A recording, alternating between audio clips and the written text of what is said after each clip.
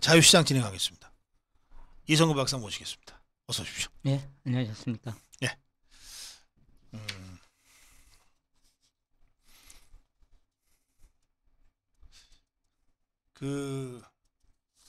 오늘 다뤄야 될 게 많은데요. 예. 뭐부터 할까요? 대통령 해외 순방이. 해외 순방 얘기부터 좀 할까요? 예. 이게 이 조문 외교라고 하지만 실제로는 뭐 경제 외교다 그런 말도 하고, 그런가 하면은 한미 정상회담, 한일 정상회담도 있기 때문에 예, 예. 안보 외교 안보 관련된 주요 이슈가 나올 수도 있는데, 이 경제 전문가로서는 이번 윤석열 대통령의 해외 순방 어느 점을 좀 주목해서 보고 계십니까? 뭐 제일 지금 이제 우리가 이슈로 생각해야 되는 거는 예. 그 인플레 감축법하고 예. 반도체법에서의 여러 가지 조항들이 어떻게 보면 한국 기업한테 가장 이 아픈 부분들인 거죠. 그래요. EU나 예. 일본보다도. 그래서 이런 부분들을 우리가 어떻게 대응해야 될지. 근데 지금 이거를 또 바이든은 미국 중간 선거에 굉장히 중요한 자기 업적으로 내세우다 보니까 예. 쉽지 않은 그 상황이 된 것 같아요. 네. 인플레 지금 인플레 잡겠다는 거 아니에요? 예, 바이든이? 예. 근데 인플레 지금 못 잡고 있죠. 못 잡을 뿐더러 예. 지금 이제 그 인플레 감축법의 중요한 내용 중에 하나가 네. 이제 미국산 차를 사게 하겠다. 말은 인플레 잡겠다는 거지만 실은 바이 아메리칸 그 트럼프 아류 정책으로 가고 있거든요. 네. 근데 우리가 제일 타격이 컸던 거는 일본의 경우는 보니까 전기차가 아직 충분히 활성화가 안 돼. 하이브리드 차를 주로 했고 가솔린하고 전기를 같이 쓰는 전기차는 이제 막 탄생하는 단계라 오히려 후발주자 입장에서 지켜볼 입장이었고 네. 유럽은 자체 시장이 어느 정도 크다 보니까 네. 미국에서 사실 유럽에 저렇게 나가면 유럽도 똑같은 조치를 할 수 있는 그런 대상이고 하니까 좀 지켜볼 입장인데 우리의 경우는 네. 물론 테슬라가 한국에서 많이 팔린다고 하지만 테슬라 자동차의 가격이 우리 보조금 대상에서 벗어나 있는 게 많아요 이미. 예. 그러다 보니까 우리가 맞대응할 조치도 마땅치 않고 하다 보니까 지금 우리 기업이 미국에서 전기차 판매가 현대가 2위까지 올라갔잖아요. 네. 그러다 보니까 지금 이제 상황이 굉장히 좀 어렵게 돼 있는 거죠. 그렇다고 여기서 이제 제가 저번에 그래서 치퍼 동맹인 이런 거에 네. 대해서 우리도 그러면은 발언을 하자 그랬지만 그걸 어떤 방식으로 표현하는 게 가장 효과적일지는 사실 외교라든가 이런 분야에서 같이 검토해야 될 문제인 것 같아요. 이거를 공개적으로 나서는 게 좋을지 네. 결국 우리도 카드로 쓰긴 써야 되겠죠. 네. 근데 어떤 방식으로 이거를 우리가 활용해야지 실효성 있게 쓸 수 있느냐. 뭐 그 신문 이런 데서는 네.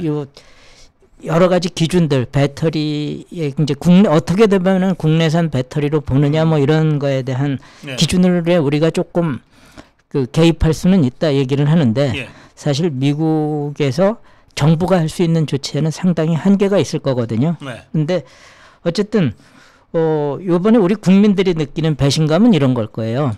저만 하더라도 이 법이 어떤 식으로 가는지 구체적으로는 잘 모르고 있었거든요.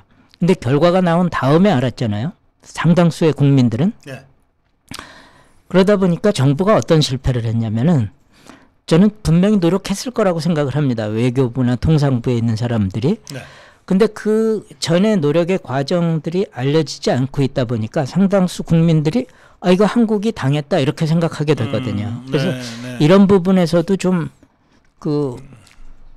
담당자들의 실수가 있었다고 생각을 합니다. 정책 공부가 좀 부족했다. 그렇죠. 예를 들어서 이래요. 캐나다 같으면은 미국을 북미 지역으로 바꿔가지고 커버를 했어요.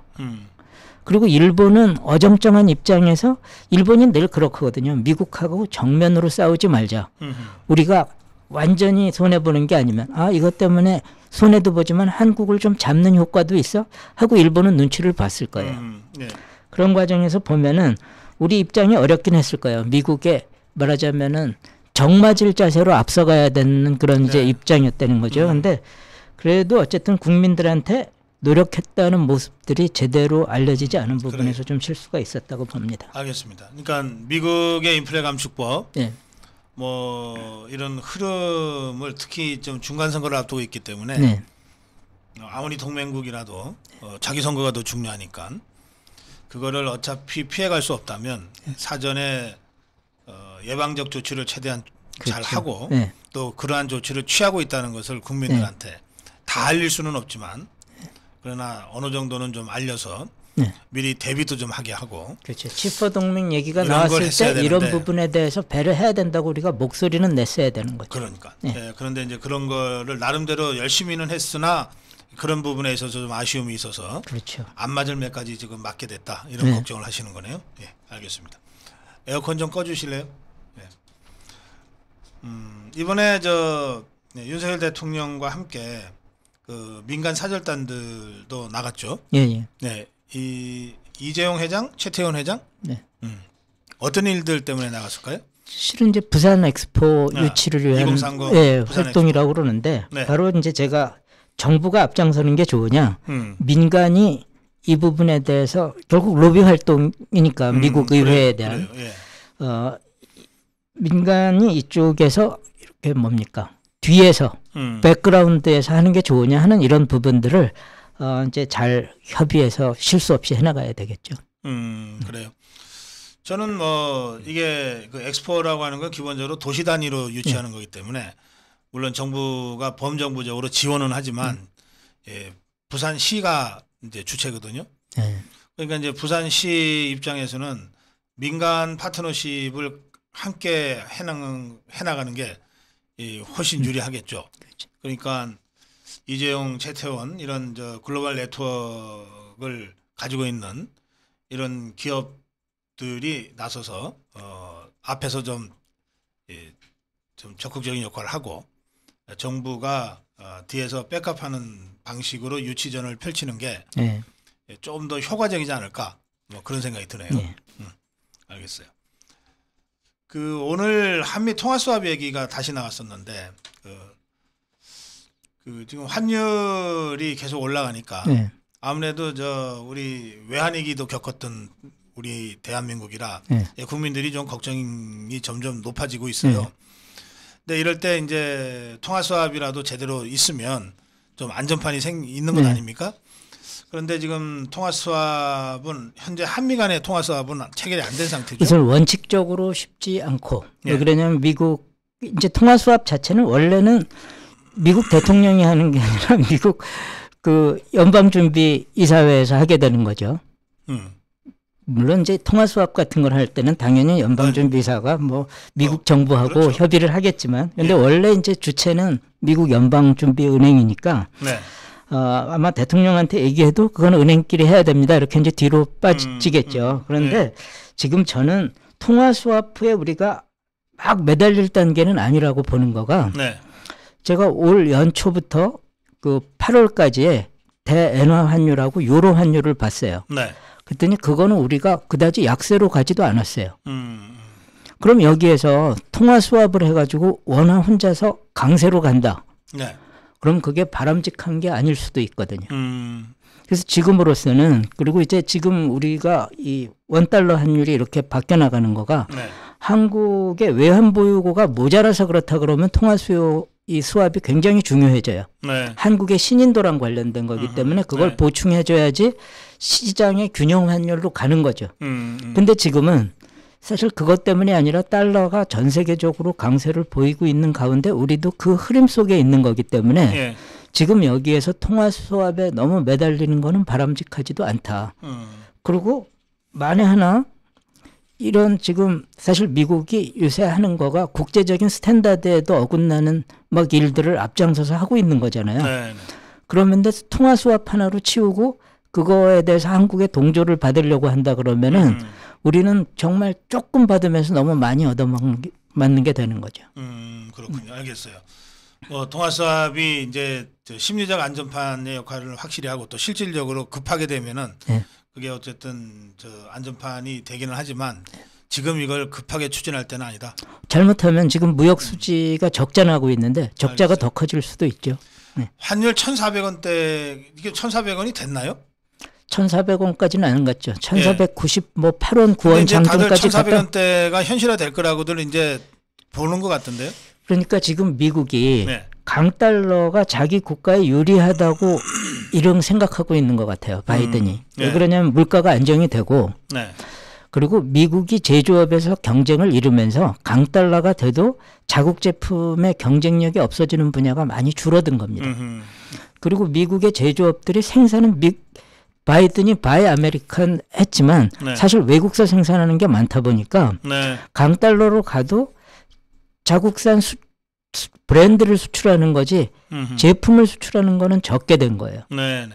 그래서 지금 당장은 바이든으로서는 리스크가 별로 없어요. 강달러로 가도. 알겠어요. 실제적으로 미국에서 물건을 만들기 시작하면 사실 강달러는 미국을 망치게 하죠. 근데 지금은 대부분 미국의 그 상품들이라는 게 독점 상품이 많아요. 강달러로 간다고 그래가지고 마이크로소프트를 안 쓸 수도 없고 뭐 구글 검색을 안 할 수도 없고 하거든요. 그러니까 지금은 이 미국이 당분간은 강달러를 즐기려고 하기 때문에 네. 쉽지는 않다 그런 생각. 미국이 달러 강세를 유지할 거다. 예, 당분간. 그러면 이제 우리 입장에서는 이제 원화 약세를 감수하고 갈 수밖에 없다. 예, 다른 나라 그렇죠. 예. 결국 유럽, 일본 우리의 경쟁국하고 보조를 맞추는 거 외에는 저는 방법이 없어요. 다행스러운 게 EU나 일본도 우리랑 비슷하게 약세를 보이고 있기 때문에 네. 아직은 위기라고 볼 단계가 아니다. 예. 알겠습니다. 예. 자, 물가 얘기 좀 해보겠습니다. 이건 뭐 배추값이 8,000원이다 막 이런 말씀들. 이게 김장철이 아직 시작은 안 됐는데 그러고 보니까 생각이 났네요. 저희 작년에도 그 자유대한 호국단 오상정 단장하고 손잡고 그 고냉지 배추를 저희가 좀 형편 어려운 분들한테 이렇게 좀 봉사하는 행사를 시작했거든요. 올해도 할 거예요. 근데 이 배추값이 이렇게 비싸다 그러니까 작황이 안 좋아서 그런 겁니까? 어떤 겁니까 이거? 뭐 여러 가지 이유가 있겠죠. 어쨌든 작황이겠죠. 만일 정말 공급이 뭐 남아돌면 어떤 때는 배추를 그냥 11,000원 주고 샀대네. 그냥 밭에다가 버리는 때도 있었잖아요. 네. 그래서 이런 이제 특히 신선 채소류의 경우는 작황에 워낙 영향을 많이 받게 되고 또 가볼랐다고 그래가지고 그거를 무조건 수입으로만 하는 것도 문제는 있습니다. 왜 그러냐면 농가가 작황이 나빠가지고 가격이 올라가서 그걸로나마 커버하는데 무한정 수입하면 또 문제도 생기는 거죠. 다만 너무 올라가가지고 서민층이 배추 먹기도 힘들게 됐다. 이러면은 뭐 수입으로 대체를 해야 되겠죠. 수입이라는 게 꼭 배추를 수입하는 것만 수입이 아니라 김치 수입도 배추 수입을 대체하게 돼요. 그렇죠. 네. 그래서 다양한 방법으로 이제 수입으로 일부 대체할 수밖에는 없겠지만 이런 신선 채소류의 경우는 가격의 등락에 대해서 사실 이런 얘기하면 제가 좀 욕먹을 수는 있는데 어느 정도는 감내해야 된다 그런 생각들을 좀 갖고 있어요. 그래요. 근데 어쨌든 계속 이렇게 배추 한 단에 뭐 11,000원씩 주고 사 먹을 수는 없잖아요. 그렇죠. 그럼 이런 경우에 정부가 가격 안정, 물가 안정을 위해서 할 수 있는 조치가 어떤 게 있습니까? 수입해 주는 건가요? 그거 외에 별게 없죠. 배추를 억지로 싸게 하는 방법이라는 거는 없잖아요. 배추는 이게 정부가 어디다가 쌓아놓고 있는 것도 아니구나. 아니요. 왜 그러냐면 그때 정부가 어떤 정책을 취하게 되면 그렇죠. 그거를 비싸게 사서 싸게 공급해야 되는데 그러면 수요 공급 부족 사태에 빠지게 됩니다. 알겠어요. 예. 결국 비쌀 때는 비싸게 먹는 수밖에 사실 없는 거죠. 그럼 김치 덜 먹는 수밖에 없네. 왜 그러냐면 정부가 싸게 공급하는 방법은 있는데 결국은 배급해야 되는 거예요. 그렇게 되면. 뭐 11,000원, 15,000원, 2만 원까지 나오네요. 물론 이제 만에 하나 저는 근데 불가능하다고 생각합니다. 밭을 뭐 이제 옛날에 입도 선매 그래가지고 그걸 도리한다고 우리가 일본 말을 쓰기도 하는데 해가지고 비싸게 파는 사람이 근데 그걸 전국에 있는 배추를 그렇게 할 방법도 없거든요.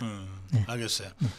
제가 이게 김치 파동이 배추 파동이 그 잊을만 하면 나고 잊을만 하면 나고 그랬어요.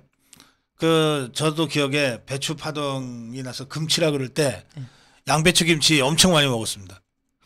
그러니까 이거 미리 정부가 공산주의처럼 통제할 수도 없는 거고 예. 그 우리 경제학에서 그 이론도 배우는데 네. 그래서 그 전에 너무 오르면 그 다음에 너무 많이 생산하게 돼요.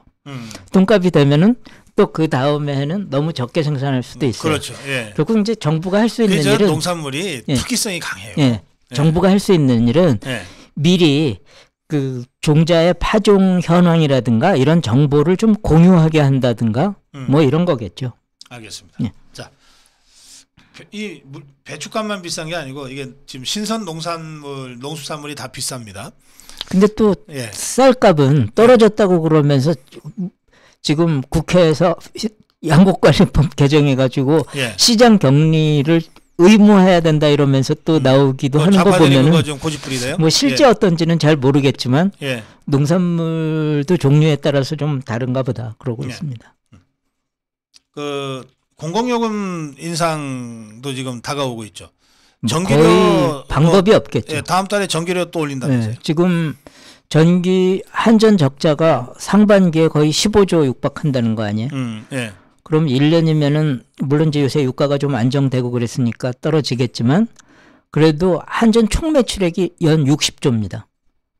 20조만 돼도 얼마요? 30%가 적자가 나는 거잖아요. 네, 네. 그럼 전기요금으로 커버하려고 그러면은 30% 올려줘야 된다는 얘기인데 네. 그럼 정말 폭탄이 되는 거죠. 음. 그리고 이제 가스는 사실 지금까지는 가스 사용량이 많지 않았을 거거든요. 네. 여름에는 취사용으로밖에 안 쓰잖아요. 네. 근데 이제 겨울이 되면 난방용으로 쓰는데 취사용 사용량이 한 10배는 될 거예요. 난방용이 가스. 그럼 이제 가스 공급하는 데도 지금까지는 저장된 거 가지고 했겠지만 이제는 비싼 게 사온 거 가지고 하겠다 뭐 네. 이러고 할 테니까 가스 요금도 다만 가스는요 계약이 되게 복잡해요. 왜 그러냐면 가스정을 한번 이렇게 이제 뭐죠 시추하고 나서 가스가 나오기 시작하면은 생산을 막을 방법이 없어요. 계속 나오게 되거든요. 중단을 못 시키는구나. 굉장히 어렵대요. 압력이 엄청 높아질 거예요. 그러겠죠. 그래서 가스는 공급 계약을 할 때 굉장히 장기에 걸쳐서 무조건 사오는 계약을 해요. 아하. 그 대신 가격도 픽스를 시키는 경우가 많습니다. 물론 스팟 시장에서는 가격이 엄청 변동하지만 네네. 근데 이제 우리 가스공사나 이런 데는 물량 중에 상당 부분이 이미 고정 가격으로 돼 있는 물량들이 많은 부분이 그렇게 돼 있을 거예요. 네. 근데 이제 스팟 물량은 사실 굉장히 올랐잖아요. 뭐 네. 유럽이 추운 겨울이니 이런다고 그러면서 그렇기 때문에 가스 요금도 아마 부분적으로는 알겠어요. 예. 그런데 그렇게 성과급을 많이 가져갔냐? 이게 뭐 2조 5천억의 성과급 뭐 이런 얘기까지 나오던데 한전과 11개 자회사 예. 이것들 왜 그러는 거예요? 뭐 사실 이게 이제 독점 기업에 좀 폐해가 되는 거죠. 그런 독점 기업들은요 이윤이 많게 되면은 국민들의 이 비판을 받게 됩니다. 요금 내려라. 예. 내지는 일반 기업도 독점 기업은 상품 가격을 내려라 이렇게 되잖아요. 예. 그러니까 어떤 방식으로든 이렇게 수지 균형을 좋아해요. 예. 그렇다고 해서 성과급으로 나눠 쓰면 욕 안 먹을 줄 알았나? 그래서 이제 결국은 이런 공공기업, 독점하고 있는 기업에 대해서는 네. 사회적 감시가 필요한 거고 제가 그래서 조금 이 주장해 왔던 게 제가 이제 소비자 예. 경제를 늘리려니까 이런 공기업에 네. 소비자 담당 이사들이 사회이사로 들어가고 연임시키지 말아야 돼요. 저는 이제 사회이사들이 저도 사회이사를 조금 해봤지만 네. 연임이란 것 때문에 회사의 눈치를 보게 돼요. 아하. 예. 그러니까 그냥 그야말로 단임으로 해야 되는구나. 감사하는 마음으로 근무하게 됩니다. 그래서 저는 사회이사가 정말 감시 역할을 제대로 하게 하려면은 네. 미리 준비된 사람을 임용하도록 하되 단임으로 하는 게 좋다. 알겠어요. 예. 그런데 이 성과급이라고 하는 거는 경영 실적이 좋을 때 뭐 좀 줄 수 있는 거 아니에요. 네. 그런데 이자들이 문재인 정부 5년 동안 한 2조 5천억의 돈 잔치를 한 걸 보면 네. 흑자 때만 한 게 아니라 적자가 계속 나고 있는데도 이 돈잔치를 했거든요. 이건 제가 이해가 안 돼요. 그렇다면 이제 제가 거기까지 자세히 보지는 못했는데 네. 한전의 최대 주주가 정부잖아요. 예. 정부의 이 감시 체계에 문제가 있었던 거죠. 그거는 이제 조금 우리가 재무제표라든가 모든 것들을 자세히 들여다봐야 되겠지만 정말 일을 잘해서 받아갔는지에 대해서 네. 주주가 감시할 책임이 있는 건데 네. 제일 대주주가 정부니까 네. 결국 정부 책임이라고 봐야죠. 알겠어요. 이 모럴 해저드가 심각한 게 이 문재인 좌파 정권 하에서의 모든 공기업들이 그런 것 같은데 지금 조금 전에 한전 얘기했잖아요. 네. 도로공사도 상황이 비슷하더라고요. 도로공사도 그 원희룡 장관이 고속도로 휴게소 이게 바가지 요금이란 말이에요. 시중 그 서울의 그 음식점은 이게 임대료가 굉장히 그 크잖아요. 근데 고속도로 휴게소는 상대적으로 임대료가 이 그 위탁업체가 받아서 어떻게 나누는지는 또 다른 문제지만 서울 시내에 있는 음식점보다 음식점보다 임대료가 비싸지는 않을 거 아니에요. 어쨌든 그런 걸 감안하면 이게 완전히 바가지 요금이다. 그런데 이제 그냥 놀러 가는 기분으로 야, 한 끼 먹고 가자 하니까 그냥 먹고들 가시는 것 같아요. 그래서 10%를 인하하자 했는데 이거를 거부했어. 이게 국토부 산하기관이 국토부 장관 국토부 입장인데 그것도 민생을 걱정해서 하는 이걸 거부한다는 게 우선 황당하고 거부한 이유가 뭐냐면 그거 깎아주면 자기들 수익 구조가 나빠져서 인사고과 평점에 부정적인 영향을 미친다 이거예요. 그러니까 국토부가 아니 그거 기재부랑 잘 얘기해서 그 부분 관련해서 불이익이 없도록 해주겠다고까지 했는데도 거부했어요. 그게 나빠진다는 거는 그 임대료를 그 럼프 플랫이라고 그러나 처음에 얼마로 딱 받는 고정이 아니고 아마 매출액에 얼마를 받기로 돼 있나 보죠. 네. 도로공사의 이 수익 구조가. 예, 그래요. 그러다 보니까 이제 그 임대료 매출액의 41%를 위탁업체가 받아서 그 위탁업체가 그 절반을 도로공사한테 주는 걸로 그렇게 돼 있어요. 어쨌거나 아니 이게 상급기관 이거 감독기관인 국토부가 이렇게 하자 그러면 설사 불이익이 있어도 일단은 그 동참을 해야 되는 게 맞는데 불이익도 안 주겠다는 거 아닙니까? 그런데 놓고 보니까 이것들이 임직원들한테 돈 잔치는 또 그것들을 했어요. 한 500억 이상을 했어요. 그러니까 뭐 하여튼 자기네 밥그릇은 조금도 손을 못 대게 하고 지그들끼리 돌아앉아서 돈 잔치는 돈 잔치대로 하고 민생이 어려운 거 그거 뭐 니들이 알아서 할 일이지 이런 거예요 지금. 그걸 보면은요. 저는 근데 원희룡 장관의 처방이 단기적으로는 맞는데 장기적으로는 지금 같은 그 입찰 구조 있잖아요. 이거로 가면은 계속 그러려고 할 거예요. 그래서 그 입찰 구조도 좀 바꿔야 되고 또 하나는 저는 뭐 입찰 구조 바꾸라고 그래가지고 임대료를 싸게 해주라는 건 아닙니다. 그렇게 되면은 이 위탁업체가 임대료 싸게 받았다고 그래가지고 그 밑에 다시 주는 사람한테 싸게 받진 않거든요. 자기 이윤을 늘릴 뿐이지. 다만 입찰 구조도 바뀌어야 되고 또 하나는 고속도로 휴게소를 더 내고 하는 거를 그런 가격이라든가 이런 초과 이윤에 따라 가지고 더 내서 경쟁을 촉진시키는 거하고 또 하나는 가격을 공표해 주는 거예요. 고속도로에서 실제적으로 주유소의 기름값은 굉장히 싸요. 그래요. 예. 그게 왜 그러냐면은 요새 오피넷에서 고속도로에 있는 주유소의 기름값도 전부 공개가 되거든요. 그러니까 가다가 내가 거기 주유소가 있어 해서 넣는 게 아니라 싼 데 가서 넣게 되거든요. 그러니까 아무리 고속도로 주유소라 하더라도 주유소 담당하는 사람이 싸게 공급하는 거죠. 경쟁하니까. 결국은 최종적으로는 입찰 시스템 바꾸고 경쟁을 도입하는 거가 장기적으로는 더 좋은 아니고 다만 이미 돼 있는 아래서 지금 원희룡 장관의 단기적인 처방은 뭐 불가피했다고 생각을 합니다. 사실 그동안 고속도로 휴게소 뭐 한 200군데 좀 넘는 모양인데 이거 그 낙찰 받으면 그러니까 위탁 경영에 경매에 들어가서 낙찰을 받으면 뭐 그 순간 돈방석이 안 난다는 말들을 그동안 많이 했거든요.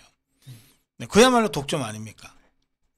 그리고 내라는 대로 내고 먹을 수밖에 없잖아요. 그래서 입찰 구조도 바꿔가지고 자기가 경영에 실패하면 손해도 보고 하는 걸로 바꾸고 휴게소도 경쟁을 시키고 조금 네. 더 뭐라 좀 필요한 데는 더 많이 만들면 되는 거죠. 그리고 휴게소마다 가격 같은 것도 그거는 이제 도로공사나 국토교통부에서 공개하면 되겠죠. 가격도 비싸고 다들 바가지 썼다는 느낌을 조금씩 받을 거예요. 한 번씩이라도 다 이용해 보신 분들. 근데 또 불친절하기가 아주 이럴 데가 없어요. 거기 서비스라고 하는 게 없습니다. 그러니까 그렇죠. 다시 안 볼 손님이라고들 생각하나 봐. 그것도 그렇고 어쨌든 독점돼 있다 보니까 가끔 보면은 이거 포인트 적립해 주세요 그러면 고속도로에서는 안 해줍니다. 공항 매점도 비슷한 경우가 있어요. 예. 그게 뭐냐면은 결국 이 독점적 지위를 누리고 있다는 거죠. 그러니까 예? 여기 이미자님이 이런 댓글을 올리셨어요. 이게 말이 되는지 한번. 고속도로 휴게소 화장실만 이용하고 먹거리는 집에서 싸갑시다. 뭐 아니, 소비자들로서 예, 사실 이런 그렇게. 행동밖에 할 게 예. 없잖아요. 근데 이제 그냥 하게 되는 이유는 사실 가격 차이가 있긴 하지만 이게 1, 2천 원 되다 보니까 대부분 돈 참고 먹게 되는 거죠. 자, 예. 모럴 해저드.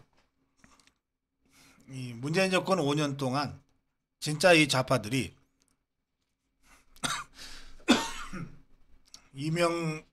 이명박 박근혜 정권 이제 9년 동안 굶어가지고 정권 잡자마자 그냥 뜯어 먹으려고 하이에나들처럼 달려들었던 것 같아요. 그래서 지금 우리가 대표적으로 좀 이 냄새가 난다고 하는 몇 군데를 지금 들쳤을 뿐인데도 막 그 거죽을 이렇게 걷어내자마자 그냥 구데기 새끼들이 그냥 버글버글하는 이런 현장을 보고 있는 듯한 역겨움이 있단 말이에요. 그 대표적인 거가 태양광인 것 같습니다. 226개 기초단체 중에 12개만 표본 조사를 했어요. 특별히 비리가 많은 곳을 한 것도 아니에요. 랜덤으로 12개를 했는데 이 수천 건의 부정 불법 이 사례가 적발이 돼버린 거예요. 그러니까 전수조사로 바로 확대가 됐습니다. 이걸 어떻게 해석을 해야 됩니까? 근데 저는 이걸 보면서 네. 지금 잡는 포인트들은 보면은요 굉장히 뭐라 그러나요? 삼류 비리예요. 네. 그러니까 뭐 실제 사업을 이게 이제 규모가 작을수록 보조금의 비율이 높다 보니까 예. 사업 쪼개기를 했다. 그리고 뭐 또 농가에다가 그 지원 비율을 늘리다 보니까 뭐 저번에도 얘기했지만 엉터리 축사, 엉터리 버섯 농장 뭐 이렇게 이제 해가지고 했다는 거잖아요. 네. 근데 그 비리는 실은 수요자들이 한 비리거든요. 그렇죠. 예. 네. 근데 지금 그걸 중심으로 이 비리가 나온 거거든요. 네. 어떻게 보면 비리의 몸통이라고 그래야 될까? 그런 거를 만들어내고 그런 제도를 네. 그리고 거기서 누가 이익을 받는지에 대한 사실 제도적인 부분들은 제대로 밝혀지지 않았다 저는 그런 생각이 들어요. 예, 예. 네, 지금 그냥 꼬리들을 잡고 막 크게 떠들지만 사실 지금 거기에는요 대다수 국민들이 거기 동참해 있는 셈입니다. 그래서 더 중요한 부분을 살펴봐야 된다.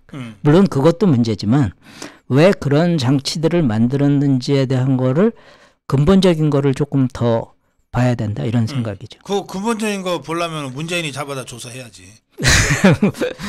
그 이제 정책 담당자들이 예. 그 아니, 정책을 만들기까지의 그러니까. 과정이라든가 이런 부분들을 예. 제대로 봐야 되겠죠. 야 원전 중단하고 태양광으로 가. 이 결정, 이 최종적 결정은 문재인이가 한 거 아닙니까? 그리고 거기에서 이익을 정말로 본 기업들이 네. 어떤 기업이었는지 이런 거를 봐야 되겠죠. 그래서 저는 이제 검경이 그런 팩트들은 다 조사를 하지만 네. 감사원이나 주무부처가 이 정책적인 이 분석, 네. 감사가 뒤따라야 된다. 그래야지 왜 그러냐면 그렇다고 태양광을 우리가 지금 포기해야 되는 거는 전혀 아니거든요. 지금 태양광의 비중 자체를 보면은 네. 세계적으로 우리가 높은 편은 아니에요. 물론 이제 그거는 그 1조라든가 이런 거에서 따르니까 무조건 세계 수준이 높으니까 우리도 따라가야 된다고 하는 것도 잘못이지만 네. 우리의 태양광 수준이 막 너무 지금 세계 수준을 앞질러 가고 있느냐 그건 아니거든요. 네. 그러니까 어떤 거가 제대로 된 정책인가를 요번에 빨리 도출해내야 됩니다. 제가 사실 이 태양광 비리 읽으면서 네. 제일 그 난감했던 거는 예. 그런데 태양광 1kW당 도무지 정부 보조금이 얼마 들어가고 있는 거야. 계산이 안 돼요. 왜 그러냐면은 태양광을 1kW 생산하는 시설을 만들 때 주는 보조금이 있고 예. 그리고 그 보조금도 또 단순히 금전적인 보조금이 아니라 이 농지를 뭘 조금 전용하게 할 수 있는 혜택 등등 해가지고 너무 복잡해요. 그리고 태양광을 생산한 다음에도 또 보조금이 있어요. 이제 옛날에는 저는 옛날에 제가 사실 그 에너지 규제 완화를 한 3개월 동안 담당한 적이 있어요. 네. 그때 이제 어떤 문제가 있었냐면 그때는 태양광 같은 거 1kW당 막 1,000원에 사줄 때예요. 그래가지고 자기 가정으로 전기를 끌어들여가지고 그걸 되파는 사람까지 있었어요. 엄청 비싸게 사줬구나. 그렇죠. 권장한다고. 네, 그래서 이제 그거는 막아야 된다. 그래가지고 이제 단가를 자꾸 낮춰나가자 그래서 낮춰나갔는데 네. 처음에는 정부에 있는 전력산업기반기금이라는 데서 그 보조금을 줬어요. 예, 그 기금 다 바닥났다 그러던데. 그렇죠. 많이 쓰다 보니까 바닥났는데 사실은 이제 그걸 막기 위해서 중간에 뭘 만들었냐면은 이 발전소들 일정 규모 이상의 발전소들한테 니네들이 뭐 예를 들어서 80을 팔려면 20을 태양광으로 팔아 이렇게 한 거예요. 근데 그거 할 수가 없잖아요. 자기네들이. 그렇죠. 예. 그래서 어떻게 했냐면은 태양광 업자들한테서 판 증서를 샀어요. 편법을 낳는구나. 편법 자체를 이제 예. 인정을 탄소 배출권처럼 예. 그렇게 하라고 했어요. 그래서 태양광 지금 발전에서 실제로 얻는 수입이 킬로와트당 한 200원이 좀 넘어요. 네. 한전의 판매 단가가 지금 100 몇 원이니까 역진이 되고 있죠. 그래서 100원은 한전 구입 단가하고 네. 한 100원쯤이 그 발전소들이 의무량을 채우기 위해서 이 발전권을 산 겁니다. 네. 그러고도 좀 부족하니까 아까 전력산업기반기금에서 또 한 뭐 몇천억이 나가요. 지금 이제 태양광 발전 수입이 한 4조 연간 네, 된다는데 그 보조금, 지원금 뭐 이런 거 있잖아요. 네. 그건 어디서 오는 돈이에요? 하늘에서 떨어져요?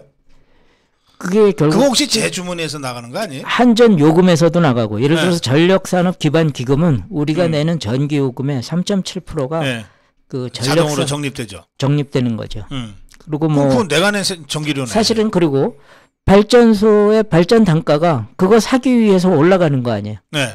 그러니까 전기요금 속에 굉장히 많은 부분이 포함되어 있고 그리고 이제 이 뭡니까 그 태양광 사업을 하기 위한 여러 가지 사업에 들어가는 보조금들. 네. 근데 계산하기가 어렵다는 게 뭐냐면은 보조금이 이렇게 지원금으로 가는 것도 있고 네. 대출금으로 가가지고 이자를 싸게 해주는 것도 있고 이렇거든요. 그래서 네. 제가 이 분야에서 하고 싶은 얘기는 지금 뭐 중요하죠. 비리 잡는 거. 근데 비리를 잡고 나서 하는 것보다도 더 중요한 거가 네. 누가 이런 제도를 만들고 이익을 받느냐 하는 몸통도 가려내고 또 하나는 실제 1kW당 얼마의 보조금이 갖고 네. 그거가 탄소 배출권이라든가 여러 가지를 생각했을 때 경제적으로 가장 효과적인 수준으로 되고 있느냐를 정부가 정하는 거가 중요하다고 생각을 하게 됐어요. 네. 알겠습니다. 이제 마지막 주제로 가야 되겠는데요. 이번에 지금 정기국회가 지금 대정부 질의가 계속되고 있는데 곧 이제 입법으로 이제 국면이 바뀝니다. 좌파들이 7개 법안을 중점적으로 추진하겠다고 발표를 했어요. 7개 법안을 보면 다 퍼주기거나 또는 그 좌파들의 그 이념 성향이 아주 노골적으로 드러나는 그런 법입니다만 그중에 기초연금 확대 30만 원을 40만 원으로 인상하겠다.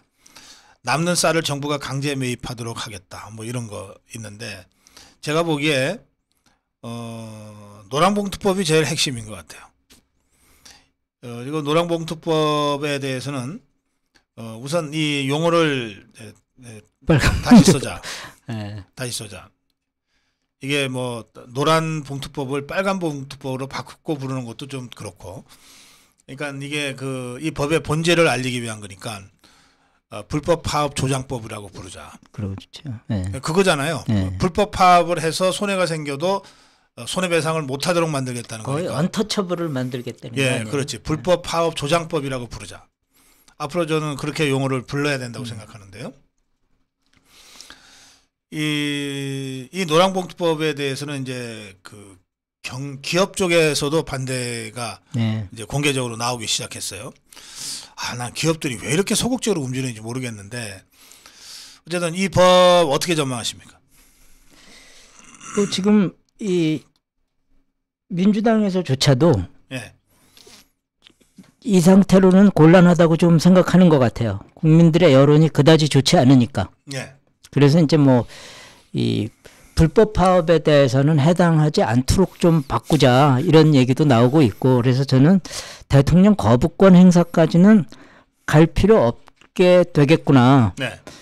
사실 민주당이 이거 통과시켰다가는 정말 저는 역풍 맞을 걸로 생각을 해요. 네. 왜 그러냐면은 물론 이제 지금 국민의힘이 너무 좀 우리 생각에 미흡하긴 한데 이런 거를 어떻게 브랜딩하고 국민들을 설득하고 이러는 데서 이 법이야말로 국민경제 파괴법이다. 그리고 소비자한테 모든 부담을 결국 안겨주는 법이잖아요. 그걸 잘 이용하면은 국민을 상대로 민주당이 싸우게 만들 수 있습니다.